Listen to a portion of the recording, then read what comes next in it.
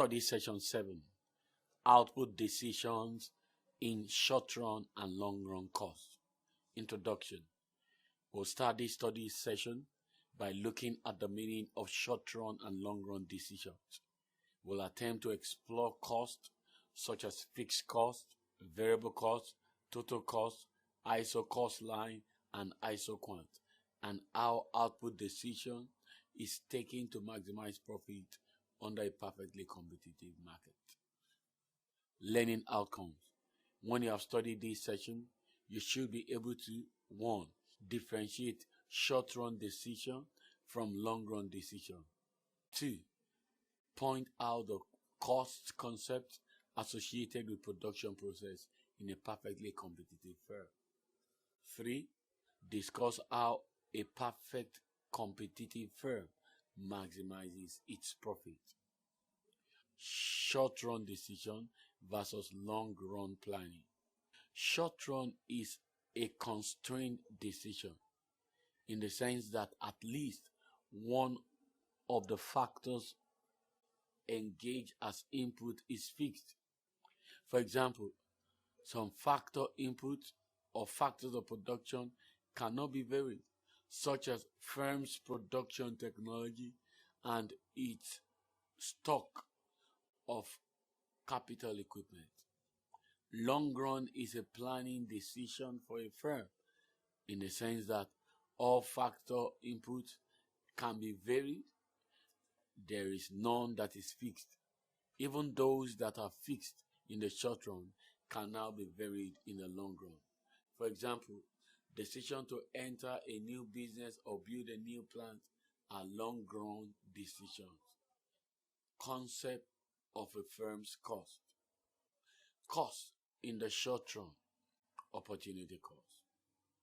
An opportunity cost is the cost of any activity measured in terms of the sacrifice made in doing such activities. In other words, it is the cost measured in terms of the opportunities forgone. Explicit cost. These are out-of-pocket expenses incurred by a firm. They involve the expenditure of money to buy resources, raise financial capital, and so on. They are direct payments of money by firms. Implicit costs. These are opportunity costs of using resources that are already owned by the firm.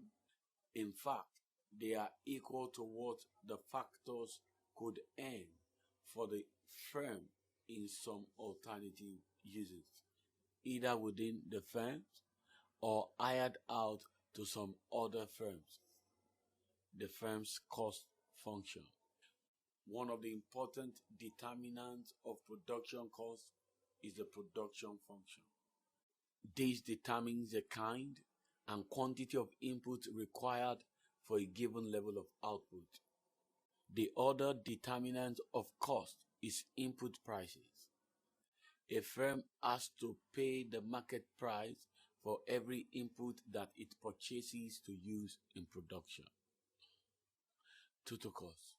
This is the summation of the cost, that is, price times the quantity of each input used in the production process plus any explicit cost. Alternatively, it is the addition of both variable and fixed cost, that is, TC equals TFC plus TVC, which means total cost equals total fixed cost plus total variable cost. Fixed cost. This cost does not vary with output. Total fixed cost is the sum of all costs that do not vary with output. Examples include overall expenses, cost of capital, building, machinery, etc. Variable cost. This cost varies with output. Total variable cost is the sum of all costs that vary directly with the quantity of output produced. Examples are cost of raw materials and labor costs. Average cost. There are 3 different average cost functions. Average total cost, ATC. This is the total cost per unit of output. That is, ATC equals TC divided by Q. This cost measure is also known as unit cost of production. That is, what it costs a firm to produce per unit of output. Average variable cost. This is a total variable cost per unit of output. That is, AVC equals TVC divided by output. Average fixed cost. This is the fixed cost per unit of output. That is, it is average fixed cost equals total fixed cost divided by output. Marginal cost. The other cost function that is very important in a firm's decision-making process is marginal cost. It is the additional total cost associated with the production of an additional unit of output. It can be represented as MC equals change in TC over change in Q, where delta represents a change. Figure 7.1 shows the average total cost, average variable cost, and the marginal cost curves, assumed U-shape. They initially decrease as output increases and then begin to increase with further increase in output. This is a situation of the law of diminishing marginal returns in the population function. Relationship between marginal cost and average cost. Marginal cost may differ from average cost because it is an additional unit of output. It is higher than average. It will cause the average to rise. If it is lower than the average, it will cause the average to fall. As a consequence of this relationship between the marginal and the average cost, the marginal cost cuts the average cost at the minimum point of the latter, so long as MC is less than AC, and ATC will fall. But the moment MC exceeds AC and ATC will rise. This same is true of the relationship between MC and AVC. The firm's production function. The firm's production function tells us how much output can be produced from a given level of input and a particular technology. Isoquant. This is all the combinations of a set of inputs that yield the same level of total output. Another name for it is equal output curve. It can be represented in a diagram as does figure 7.2. This depicts the various combination of two inputs, labor and capital, that can yield a constant level of total output. Isoquant Map. This can be defined as all the output levels that can be produced with a set of inputs moving up to the right away from the origin moves the firm to higher level of total output. The Isocost line. This represents all the combination of two inputs that result in the same total cost. Assuming we have this total cost function denoted as TC equals price of L times L plus price of K times K, where TC stands for total cost and PL and PK are the prices of labor and capital, the total cost function is used to derive a set of Isocost line, or what we can also refer to as equal cost lines. An Isocost line can be represented as shown in figure 7.5. Profit maximization in a perfectly competitive market. Economic profit. This is the difference between total revenue and the total cost of production, including normal profit. Economic profit is different from accounting profit. Accounting profit is the difference between the total revenue and explicit or accounting cost.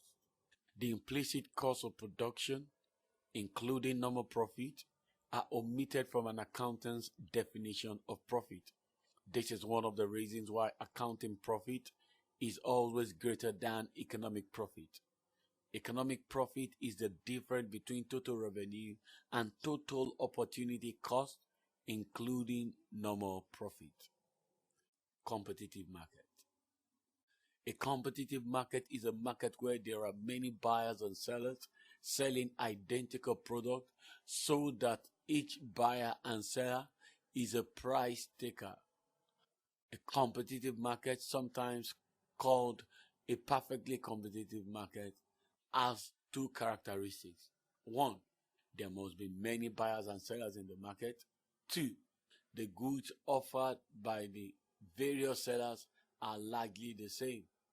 Given these conditions, the actions of any one buyer or seller in the market have a negligible impact on the market price. Hence, each economic agent in such market is the price taker. Revenue concept. Total revenue. This is the firm's total earnings per period of time from the sale of a particular amount of unit. For instance, if a firm sells 500 units of output per month at a price of 2 naira each, then the monthly total revenue will be TR equals P times Q, that is 500 times 2, which equals 1,000. Average revenue, AR.